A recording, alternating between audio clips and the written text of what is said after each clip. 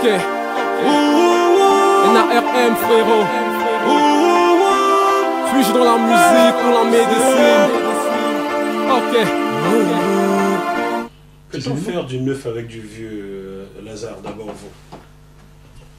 Faire En du neuf politique, avec en du politique vieux, bien entendu, peut-on faire du neuf avec du vieux? quelquefois, on a juste besoin d'une partie du vieux pour faire du neuf. Juste une partie, mais pas la tête. Pas la tête. Dans le sens où, comme Cyril vient de le dire, depuis 1972, depuis 2004 je pense, lorsqu'on passe de République unie du Cameroun à République du Cameroun tout simplement. C'était en 85 ça, Cyril? C'était en quelle date? Non, c'était avant, c'était après, non?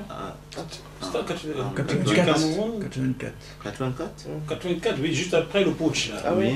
Et donc, avant la création du RDPC, je crois. Une partie du Cameroun se sent déjà lésée.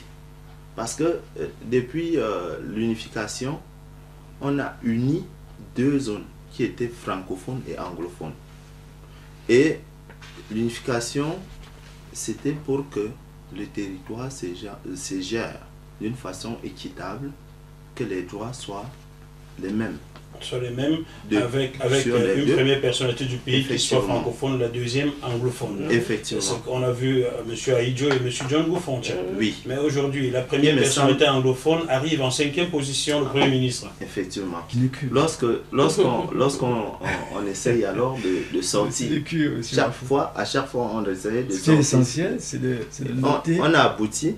Ce qui est essentiel, ce n'est pas de noter les sinécures, c'est en fait de voir l'intention et l'action de l'État à ce moment-là. Oui. Est-ce que l'intention dans l'État, ce que j'imagine, c'était qu'en déclarant que le Cameroun est uni, il voulait démontrer sa bonne foi d'avoir un pays qui est mature, qui atteint une maturité.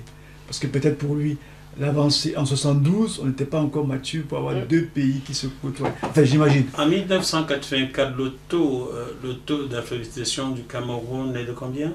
Le taux d'alphabétisation? Oui, était de combien? Oh, je ne sais pas, mais ça est-ce qu'il y avait 50%? Est-ce qu'il y avait 50% en 1984? Le taux d'alphabétisation a toujours été élevé au Cameroun? Oui, élevé. Toujours. On a toujours été dans la moyenne acceptable. Dans la moyenne acceptable, vous avez bien dit. Oui. Mais vous n'êtes pas certain que 50% des Camerounais étaient lettrés en 1984. Vous n'êtes pas certain? Moi non plus. Non, je ne suis pas. Non, si tu l'analyses comme ça, oui, tu as raison. Mais il ne faut pas l'analyser comme ça. Ben, Quand tu analyses la population qui est analphabète ou pas, il faut prendre la jeunesse. Tu prends cette couche-là. Et il faut faire des comparaisons dans le même niveau. Mais je vous parle bien de la jeunesse, je ne parle pas de ma grand-mère. Et contextualiser. Qui ne comprenait rien à l'époque en 1984. Et contextualiser. Et même moi, l'enfant, je ne comprenais rien, j'étais gamin. C'est ce que je dis. Et contextualiser parce qu'à l'époque, on sortait de la colonisation. C'était normal qu'une majorité de la population ne soit pas alphabète. Mais avec le temps, on diminuait cet analphabétisme et pour permettre aux jeunes de voir. Et la mesure ne peut avoir du sens que si on prend les jeunes. Si on prend tout le monde, ça n'a pas de sens. Je vous fais remarquer qu'au Cameroun, on avait souvent permis aux gens qui ne comprenaient rien d'aller au référendum. Hein. Oui, je suis complètement d'accord. Je suis d'accord. C'est pour ça que je dis qu'il faut d'abord avoir compris l'intention du gouvernant. On ne le sait pas, on n'était pas dans leur tête. Il faut d'abord allier l'intention et l'action, avec l'action. Sinon, on va supputer, quoi. On va dire, chacun va dire ce qu'il veut. Non, il faut éviter ça. Peut-être l'intention de celui qui était là, c'était de dire, peut-être qu'en en élevant uni, je montre ma maturité. Je montre que mon peuple est devenu mature. Bon, c'était peut-être son intention. Je ne peux pas préjuger. Mais par contre, il ne faut pas... Moi, je pense que c'était une bonne intention. Il me semble qu'après ça, les choses se sont dégradées davantage. Tout à fait. Et puis, il y a eu des guerres. Moi, je reste sur des faits observables et calculables. Oui. Je vous assure que la crise au Cameroun était évitable. Toutes les données le montrent. Les écrits existent qui montrent que la crise se dessine. On n'a rien fait. Je vous explique, Madame Ebene, Cyril Biaga et Lazare, que plusieurs acteurs politiques se sont succédés dans ce fauteuil. Monsieur Elimi Lobert, Akere Mouna, Maurice Kamto, Cabral Libi, Joshua Oshi et bien d'autres. Leurs explications corroborent exactement ce que vous dites. C'était prévisible. C'était prévisible. Pour tout le monde, sauf pour ceux qui dirigeaient. Tout à fait. Est-ce que le mimétisme et le formatage français, je peux le dire, hein. Vous, comme vous le savez, je n'ai pas chez un sujet de plus. J'ai un passeport français en attendant de retrouver mon second passeport camerounais, car je ne comprends pas pourquoi M. Moudi, qui en a deux, et pas moi. Toi. Il est camerounais comme moi. C'est un droit donc c'est un droit, je dois avoir mon passeport.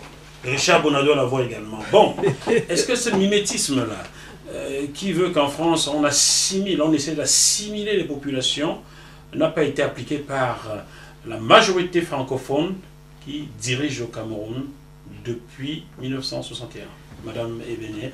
Mais c'est ça, il ne faut pas se cacher. Hein. Moi, je ne suis pas là pour usiter de la langue de bois. C'est ça, effectivement, que on n'a pas pu... c'est cette assimilation-là qui nous met dans tout ce... Vous allez dans tout ce bourbier où la paix au Cameroun est en train de voler en éclats. Et là, sur ce point, je dis que les gouvernements n'ont pas joué un beau rôle. Ils n'ont pas joué un beau rôle et je pense que les choses peuvent être rattrapées. Il faut aussi beaucoup d'humilité. De part et d'autre. De part et d'autre. Il faut de l'humilité parce que sans humilité, on n'avance pas. Et moi, je vous dis, je suis ici pour parler. Il faut que le Camerounais le moins instruit comprenne ce que je vais dire. L'humilité, c'est une marque de fabrique pour une bonne gouvernance. Les gens ne sont pas humbles. Parce que je repars toujours sur le point de départ, l'humain. Quand vous êtes, monsieur Jackie, vous êtes un ami, je vous ai offensé, mais en général, c'est difficile de vous dire que pardon, il faut que les gens apprennent à savoir faire leur meilleur coup pas le plus vite possible. Au lieu de passer à l'offensif quand on a tort. Voilà, donc moi je pense... C'est le propre du Camerounais aujourd'hui. Voilà, c'est ça. Moi je pense qu'il faut que les gens apprennent la culture du meilleur culpa. Un meilleur culpa sincère. Et si, partant de là, vous allez voir que les choses sont faciles. Parce que on n'invente rien. Diriger un État, diriger une association, diriger même un ménage, c'est pareil. Sauf que c'est la dimension qui change dans le management. Et sur ce point, moi, je dis oui sans réfléchir. Je dis oui, c'est ça. Lazare. Oui, Ce programme vous est proposé par Deviseo Fret, spécialiste du transport international Afrique, Dom-Tom, Océan Indien. Retrouvez-nous sur www.deviseo-fret.com. Téléphone +33 139 85 14 23. L'impact que ça, on peut bien le constater sur des pays africains, notamment le Tchad. Vous voyez le président tchadien qui s'élève avec son sceptre magique pour frapper sur la table que non, ça ne peut plus se passer comme ça. Je ne veux plus des personnes tordues dans mon gouvernement. Vous faites bien le travail qui vous est confié et nous, tous nous allons en profiter. Et donc, si il y a une pression de la part de l'Occident, celui qu'après avoir concentré tous ses moyens, y compris la participation de la diaspora du Tchad, peut-être dans d'autres pays du monde, ces moyens concentrés sont venus donc retournent d'une autre façon parce qu'il est contraint de signer certains accords. Alors là, on fait ce qu'on appelle le tourbillon. On tourne sur place parce que en fait, il a besoin d'argent pour investir dans le pays. Sauf que les meilleurs contrats seront signés par des entreprises internationales. Vous pouvez dire française, hein, ça ne me pose aucun problème. Par des entreprises françaises, si vous voulez. Et donc, vous voyez donc sur le terrain, la gestion ou bien la gouvernance, le gouverner n'est pas une mince affaire. Ça rejoint... J'ai vu de tout près comment est-ce que les choses se déroulaient au Tchad il y a 10 ans. Aujourd'hui, je pense que ça change un peu. Mais vous avez vu comment un président se lève pour crier à la diaspora, il me faut une collecte. J'ai besoin de vous. J'ai besoin de vous. Y a-t-il la double nationalité au Tchad? Il a en fait... Y a-t-il la double nationalité au Tchad? c'est le même problème qu'au Cameroun en fait. Vous n'avez donc pas deux passeports au Tchad? On n'a pas deux passeports. Et donc, ce document savamment pensé et dressé par la CACEDAF doit également faire l'objet peut-être d'une analyse de la part du gouvernement tchadien. Monsieur Idriss Déby, Monsieur le Président, vous êtes quelqu'un qui donne l'impression d'être ouvert. Nous avons un ami en commun et depuis, j'attends d'aller vous poser mes questions. J'ai un petit peu plus aimé aller en Djamena vous poser de bonnes questions sur ces questions-là, car si vous demandez l'aide à la diaspora sans lui donner une place, la place qu'elle mérite dans votre pays, ça va être compliqué. Vous en doutez bien avec moi. J'aimerais bien que Jafet Ndoram revienne reprendre l'équipe nationale du Tchad pour permettre qu'il y ait de bonnes confrontations entre le Cameroun et le Tchad en matière de football de temps en temps, et pas que de ce côté-là. Et que son fils revienne jouer pour le Tchad. Alors, Cyril Ndiaga, moi je ne sais rien du tout, j'apprends tous les jours. Le journaliste ne sait rien. J'ai appris de ce livret que vous avez apporté, j'ai appris de nos différentes discussions. Y a-t-il une question que vous auriez aimé que je vous pose et je n'ai pas tilté dessus, car je ne sais pas tout. On commence par Cyril. Une question que j'aurais aimé que tu poses. Je crois qu'on a dit ce qui est essentiel. Peut-être sur le concept de mouvement diasporique.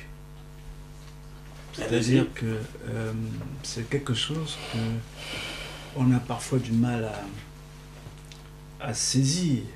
Alors, nous entendons donc par mouvement diasporique un ensemble de personnes qui se réunissent au sein d'une organisation sociale pour les buts en général. Pour ce qui s'agit du Cameroun par exemple, c'est souvent les entraides, les solidarités, etc., etc.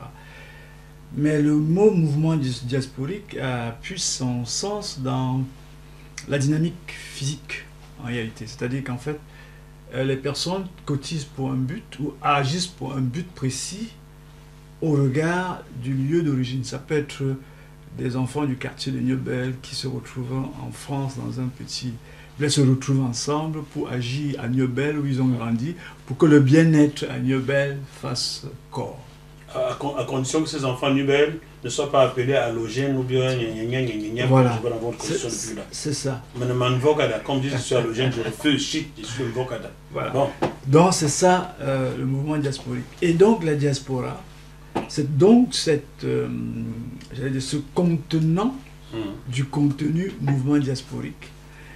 Sachant que les actions, quand on regarde dans les actions qui sont menées par chacun des mouvements diasporiques, ces actions qui sont isolées, si on les agrège, n'expliquent pas toujours que son action sur le plan national a un impact positif. Vous êtes sûr que le gars qui invoque Adaki à Noubel a bien compris ce que vous expliquez là? C'est ça. On va parler de grand français, comme disent les Ivoiriens. Justement, c'est ça que j'essaie d'expliquer avec les petits mots. C'est-à-dire que si je mets ensemble bout à bout les petites actions que telle association a menées à Bazou, par exemple, ça n'explique pas en gros, au total, que l'action globale de toutes ces actions diasporiques ait du sens pour le Cameroun. D'accord, sur le plan national. Voilà. C'est pour ça qu'il faut que l'État coordonne. D'où l'intérêt de créer cette agence de diaspora. Très bien. Parce que les Juifs l'ont. Je ne vois pas pourquoi nous, on ne l'aurait pas. Surtout que vous êtes des Juifs du Cameroun. Voilà. Comme vous l'avez conclu. Oui, c'était votre conclusion. Ouais. Madame Ebene, y a-t-il une question que vous auriez aimé que je vous pose? Je n'ai pas tilté dessus. En dehors de savoir si vous avez un compte en Suisse, bien entendu. Les yeux dans les yeux, vous n'avez pas un compte en Suisse? Non, pas du tout. Vous avez la phobie administrative comme Thomas Tevenou? La phobie administrative? Ben, un peu, ça peut arriver. Bon, je préfère le compte en Suisse caché que la phobie administrative. ça peut arriver, ça peut arriver quand on est fatigué. Il y a des choses que parfois on ne les fait pas ou on les fait en retard. Mais bon, mais c'est pas méchant, c'est-à-dire ça ne pénalise que moi-même, ça ne pénalise pas l'État camerounais ou bien la structure. D'accord, donc vous n'avez pas de compte en Suisse? Non, j'ai pas de compte en Suisse. En tout cas, je ne rêve même pas d'en avoir. J'espère qu'aucun Camerounais n'a un compte en Suisse. Bon, est-ce qu'il y a une question que vous auriez aimé que je vous pose et je n'ai pas tilté dessus? La question serait peut-être sur le tribalisme, parce que comme on parle du Cameroun, j'aurais aimé qu'on me posait la question, qu'est-ce que le CRACEDAF compte faire pour que le Cameroun, parce qu'aujourd'hui,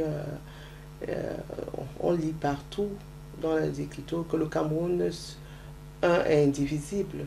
Comment faire... C'est ce qui est écrit. Oui, un indivisible. Mais je pense que la question que j'aurais peut-être aimé qu'on me pose, c'était de savoir comment le CRACEDAF compte essayer de faire que recule au Cameroun. Que ce fléau-là recule. Voilà. Je vais prendre une petite parenthèse si vous permettez. Voilà. Était assis là à votre place il y a 1 mois et demi, Eric Chingé, que vous connaissez très bien, qui alléguait, vous avez reçu cette émission, il vous l'a envoyé là, je crois, il alléguait qu'en 1998, la Banque mondiale avait diligenté des enquêtes auprès des hommes d'État, des chefs d'État africains, essayant de comprendre qu'est-ce qui empêche le développement dans leurs différents pays. Monsieur Mabongo voulait qu'on lui rétrocède des choses à gérer, des signatures, mais Monsieur Biya avait répondu que c'est le tribalisme qui empêche son pays d'avancer. Cela signifie qu'il y a plus de 20 ans, Monsieur Biya était conscient que le tribalisme était un frein pour le Cameroun, mais 20 ans après, rien n'a évolué. Comment comptez-vous expliquer à ces gouvernants-là qui risquent de... Ils ont des chances de rester au pouvoir, que ce tribalisme dont ils ont connaissance depuis 30 ans doit reculer? Comment comptez-vous faire? Alors voilà, c'est la question que j'attendais. Parce qu'en fait, notre action étant dans la durée, je pense qu'il faut que nous prenions le mal à bras le corps. Et nous pensons, le CRACEDAF, il faut que nous menions des campagnes de sensibilisation.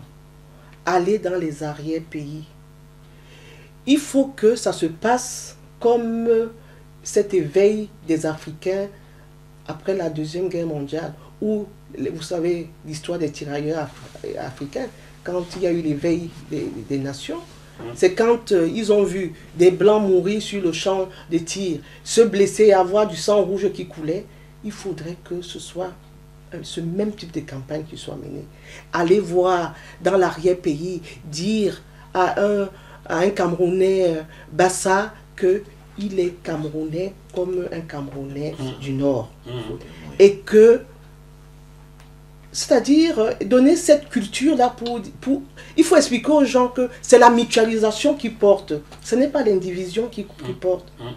Et donc, comme vous voyez dans toutes les structures, quand vous prenez une assurance seule, vous payez plus cher que quand vous prenez une assurance communautaire.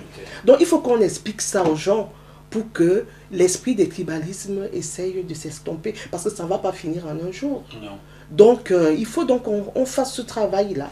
Et c'est ce travail, le chantier est vaste, mais il faut qu'on ne perde pas, qu'on ne se décourage pas. Il faut qu'on prenne donc le tour à bras le corps pour essayer de... Vous, votre maman est de Bouddha, n'est-ce pas? Oui. La prochaine fois vous allez au Cameroun, on va ensemble. On ne va pas à Bouddha. On va à Ebolova d'abord. Tout à fait. Non, je prends engagement. On va d'abord à Ebolova. Après, on va à Belabo là-bas, avant d'aller à Bouddha. Hein? C'est ça. C'est ce qu'il va falloir faire, Madame Emene. Il faut amener les gens à comprendre qu'un enfant né à Ebolova, qui mange au Kumsansel, doit aller passer ses vacances à Bafoussam. Mais l'enfant Bafoussam doit aller dans une famille des Bolo à passer ses vacances. Oui. C'est de cette façon que cette évasion va reculer. Et vous voyez, même quand vous avez parlé du compatriote qui parle des chaufferies, mais je pense que... Jean-Paul Moun, voilà, qui parle des chaufferies, moi je pense que c'est un très bel exemple, parce que quand vous regardez les chaufferies, il faut apprendre à donner à César ce qui appartient à César.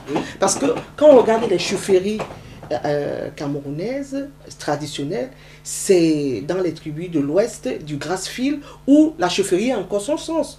Mais quand vous allez dans le sud comme ça, le chef est insulté et méprisé par ces sujets, alors qu'à l'ouest, ça ne se passe pas.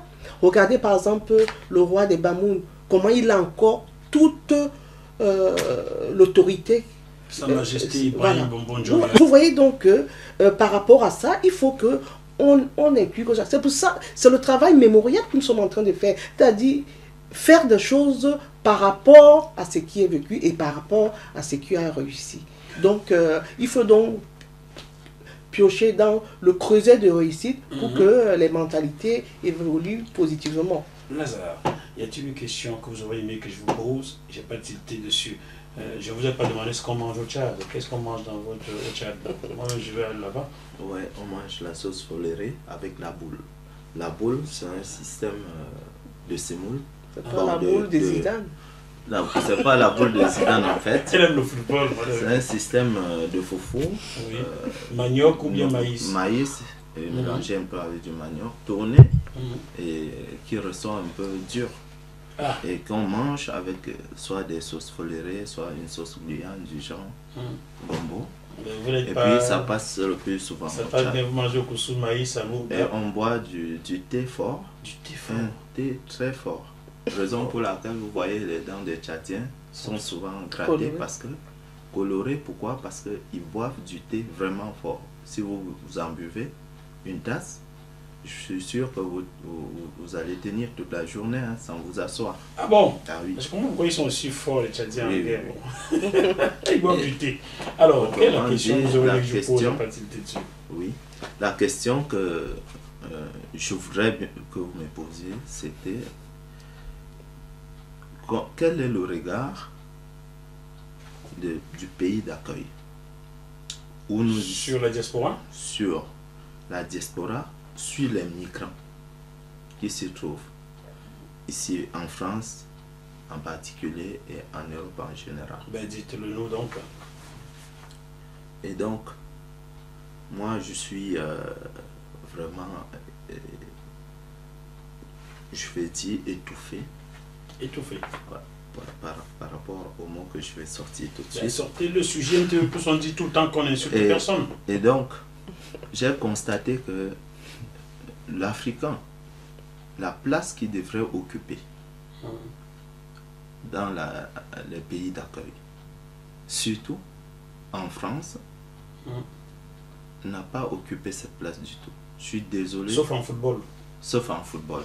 On peut se penser là-dessus que le football, on a donné la place de l'Africain.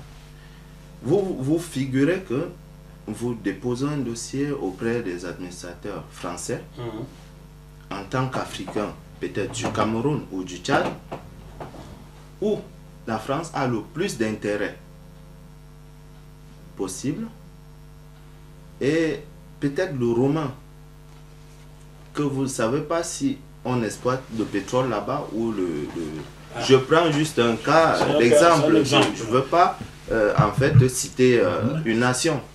Bon, un autre sortissant du pays de l'Est ou de l'Ouest de l'Europe, ou bien le Maghrébien, a un avantage de folie sur vous. Pourquoi je dis de folie? Parce que vous avez 1 an, 2 ans, 3 ans, 5 ans dans un territoire avec un dossier qui est toujours en cours.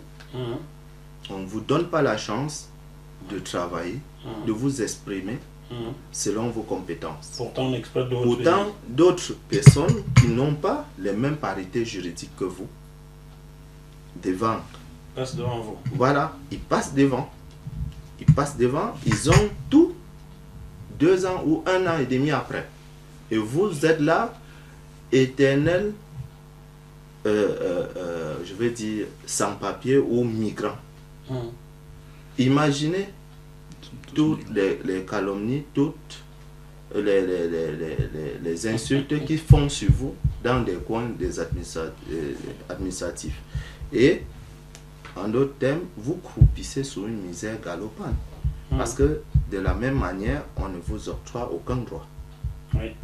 Alors, j'aimerais que ce regard soit un peu croisé dans le sens où on regarde l'Afrique, on regarde aussi où nous sommes résidents. Parce que l'Africain, lorsqu'il a son titre de séjour, ce qu'il pense dans sa tête, c'est de travailler pour apporter aussi sa pierre édifice. À l'édifice du pays d'accueil. Voilà. Et bien, ce n'est pas le cas. C'est comme s'il était plus terroriste que je sais pas, le ressortissant d'un pays de l'Est ou de l'Ouest de l'Europe ou je sais pas. Donc, moi, par rapport à ça, j'aimerais donc vous me posiez la question comment est-ce que la CACESDAF pense régler ces problèmes, Wow. c'est que Ici, on a des propositions d'accompagner des personnes démunies, des personnes dans des situations de précarité avancée, pour qu'elles puissent trouver leur repère et l'équilibre dans la société où nous vivons. Voilà le but de Ce qu'il dit, c'est pas lié aux propositions, hein. C'est un aspect de l'action que le CRASESDAF mène. C'est-à-dire accompagner les personnes migrantes qui arrivent, leur permettre d'avoir le droit commun, par exemple, et s'insérer dans la société par le biais du travail, de la santé, etc. Donc ce sont des éléments du projet associatif. Ça, c'est le projet associatif. Ça, c'est un projet Du chantier associatif. Je vais appuyer ce que vous dites là, Lazare. Vous faites bien de toucher cela. Il y a 17 ans, bientôt 18 ans, j'arrive en France. Je mène des combats terribles en zone d'attente pour stopper les sévices corporels. C'est écrit dans mon livre, passez-le-moi s'il vous plaît, mon livre. C'est écrit dans ce livre, ils ont vendu mon frère. J'ai mené d'âpres combats en zone d'attente de Roissy Charles de Gaulle pour faire stopper les sévices corporels et les viols des femmes dans cette zone d'attente qui est une prison en fait. Par la suite, à ma sortie de là, je suis presque puni par l'État français. On me balance dans la nature. Il faisait 2 degrés alors que je venais du Gabon, il en faisait 38-40. Alors je vous laisse imaginer la galère. C'est écrit dans ce livre.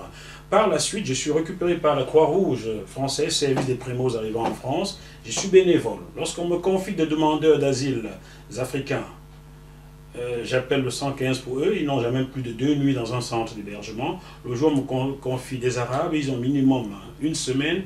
Un autre jour, on me confie des Kosovaques. C'était 2 semaines, 1 mois pour chacun d'entre eux.